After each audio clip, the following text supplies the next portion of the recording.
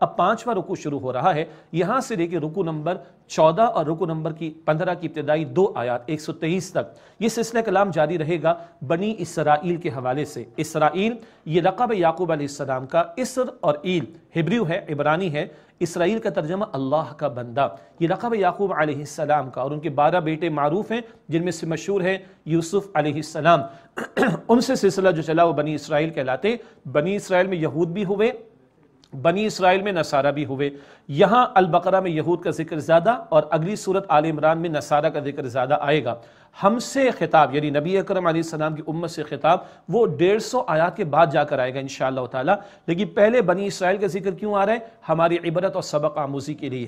پہلے وہ امت مسلمہ تھے، ان کو معزول کر کے نبی اکرم علیہ السلام کی امت کو امت مسلمہ قرار دیا گیا، اور ہم سے اللہ تعالیٰ کے اب کچھ تقاضے ہیں، وہ تقاضے بعد میں آئیں گے، مگر پچھلوں کا طرز عمل کیا رہا وہ پہلے بیان ہو رہا ہے، تاکہ ان سے عبرت حاصل کر کے وہ کرتوت ہم چھوڑیں جن کی وجہ سے وہ راندہ درگاہ ہوئے اور اللہ کی لعنت اور اس کے عذاب کے مستحق ہوئے۔ یہی مغضوب علیہم کے ذیل میں سورۃ الفاتحہ میں بات ہمارے سامنے آتی ہے۔ 5واں رکوع ہے بنی اسرائیل، بالخصوص ان میں سے یہود جو مدینہ شریف میں آباد تھے، ان کو دعوت دی جا رہی ہے کہ تمہاری کتابوں میں دلیلیں موجود ہیں، نشانیاں موجود ہیں آخری پیغمبر صلی اللہ علیہ وسلم کے بارے میں، تو ان کو دعوت دی جا رہی ہے نبی صلی اللہ علیہ وسلم پر ایمان لانے کی۔ جب حضور مدینہ شریف آ گئے، ہجرت فرما کر سورۃ البقرہ کا نزول، اور اب بنی اسرائیل میں سے یہود کا تذکرہ آ رہا ہے۔ ارشاد ہوا یا بنی اسرائیل اذکروا نعمتی التی انعمت علیکم واوفوا بعہدی اوفی بعہدکم، اے بنی اسرائیل میری نعمت کو یاد کرو جو میں نے تمہیں عطا فرمائی، اور پورا کرو مجھ سے کیے گئے وعدے کو، میں پورا کروں گا تم سے کیے گئے وعدے کو۔ وَإِيَّايَ فَارْهَبُونَ، اور مجھ ہی سے ڈرو۔ موسیٰ علیہ السلام بشارت دے گئے تھے، تورات میں بشارت موجود، نبی اکرم صلی اللہ علیہ وسلم کے بارے میں اب آخری رسول آ گئے، ان پر ایمان لاؤ تو میں تمہیں اپنی رحمت عطا فرما دوں گا۔ وَآمِنُوا بِمَا أَنزَلْتُ مُصَدِّقًا لِمَا مَعَكُمْ وَلَا تَكُونُوا أَوَّلَ كَافِرٍ بِهِ، اور اس پر ایمان لاؤ جو میں نے نازل کیا، مراد قرآن حکیم، یہ اس کی تصدیق کرنے والا ہے جو تمہارے پاس ہے یعنی تورات، اور اس کے اول کافر نہ بنو۔ تم بشارتیں جانتے ہو اور علامات جانتے ہو محمد مصطفیٰ کریم صلی اللہ علیہ وسلم کی۔ وَلَا تَشْتَرُوا بِآيَاتِي ثَمَنًا قَلِيلًا، اور میری آیات کے عوض تھوڑی قیمت مول نہ لو۔ تمہارے جبے قبے، تمہاری سرداری، تمہاری عظمتیں ہیں معاشرے کے اندر، وہ لٹ جائیں گی کیا اگر تم محمد مصطفیٰ علیہ السلام پر ایمان لے آؤ گے؟ تو دنیا کے چند ٹکوں کی خاطر، کچھ منصب ان کی خاطر حق کو رد نہ کرو، اور تھوڑا جتنا ہی بنا لو دنیا کا وہ تھوڑا ہی ہوگا۔ وَإِيَّايَ فَاتَّقُونَ، اور مجھ ہی سے ڈرو۔ بتایا جا رہا ہے دنیا کی محبت میں ڈوب کر دین کا سودا نہ کرنا۔ یہ یہود اور ان کے علماء کو بھی کہا گیا، ہم بھی چیک کر لیں، دنیا کی محبتوں کی وجہ سے حرام میں تو نہیں پڑ جاتے، دنیا کی محبت کی وجہ سے اللہ کے احکامات کو پامال تو نہیں کر دیتے، دنیا کی محبت کی وجہ سے، مفادات کی وجہ سے نبی صلی اللہ علیہ وسلم کی تعلیمات کو پس پشت تو نہیں ڈال دیتے۔ یہ ہمارے سیلف انالیسس کے لیے بار بار قرآن پاک میں باتیں آ رہی ہیں۔ قرآن زندہ کلام ہے نا، مجھ سے اور آپ سے مخاطبت کرتا ہے، میرے لیے آپ کے لیے رہنمائی عطا کرتا ہے۔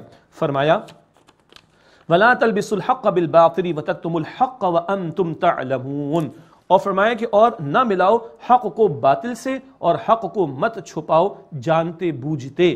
ان کی کتابوں میں بار بار کہہ رہا ہوں، آئندہ بھی ذکر آئے گا، بشارتیں موجود تھی نبی صلی اللہ علیہ وسلم کے بارے میں، حق کو باطل کے ساتھ گڑبڑ نہ کرو، جانتے بوجھتے حق کو نہ چھپاؤ۔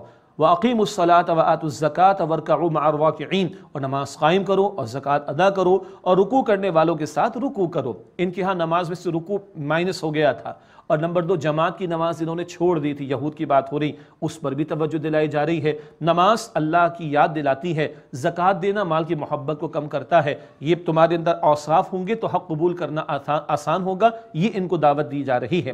أَتَأْمُرُونَ النَّاسَ بِالْبِرِّ وَتَنْسَوْنَ أَنفُسَكُمْ وَأَنْتُمْ تَتْلُونَ الْكِتَابَ، کیا تم لوگوں کو نیکی کا حکم دیتے ہو اور اپنے آپ کو بھول جاتے ہو، حالانکہ تم کتاب پڑھتے ہو؟ بالخصوص ان کے علماء لوگوں کو حق کی تعلیم دیتے، خیر کی تعلیم دیتے۔ او بھائی، آخری پیغمبر محمد مصطفیٰ صلی اللہ علیہ وسلم کے تعلق سے خیر و بھلائی تو آ گئی اب تمہارے پاس، ان پر ایمان لاؤ۔ دنیا والوں کو تم خیر کی دعوت دیتے ہو، علماء یہود کی بات، اور خود تم محمد مصطفیٰ علیہ السلام کا انکار کرتے ہو، معاذ اللہ۔ افلا تعقلون، کیا تم سمجھتے نہیں؟ واستعینوا بالصبر والصلاۃ، اور تم صبر اور نماز سے مدد حاصل کرو۔ صبر ہے اپنے آپ کو روکنا، دنیا کی محبت سے روکنا بھی صبر کا تقاضا، ورنہ دنیا کی محبت میں ڈوب کر حق کو فراموش کیا جا رہا ہے۔ اور نماز کے ذریعے اللہ سے تعلق پیدا ہوگا، خوف خدا اور خوف آخرت پیدا ہوگا، تو باطل کی طرف نہیں حق کی طرف تم بڑھو گے۔ فرمایا وَإِنَّهَا لَكَبِيرَةٌ إِلَّا عَلَى الْخَاشِعِينَ، اور ہے وہ بڑی دشوار بات مگر عاجزی اختیار کرنے والوں پر نہیں۔ نماز کے لیے مشقت تو ہے، محنت تو ہے، اپنے آپ کو کھڑا کرنا پڑے گا، لیکن جو عاجزی اختیار کرنے والے ہیں ان کو نماز دشوار محسوس نہیں ہوتی۔ یہ کون لوگ ہیں؟ الذین یظنون انہم ملاقو ربہم، یہ وہ ہیں جو اس بات کا خیال رکھتے ہیں کہ وہ اپنے رب سے ملاقات کرنے والے ہیں، وانہم الیہ راجعون، اور یہ کہ بے شک وہ اس کی طرف لوٹ کر جانے والے ہیں۔ آخرت پیش نظر ہو تو نماز بھی ادا ہوگی، زکوٰۃ بھی ادا ہوگی، روزہ بھی رکھا جائے گا، حرام سے بھی بچا جائے گا۔ ہم بھی غور کریں، موت کا یقین ہے اور آخرت کی فکر ہے، کل کی جواب دہی کا احساس ہے، یہ سوال ہم سب کے لیے۔ 5واں رکوع مکمل ہوا اور یہ بنی اسرائیل سے ابتدائی افتتاحی خطاب تھا۔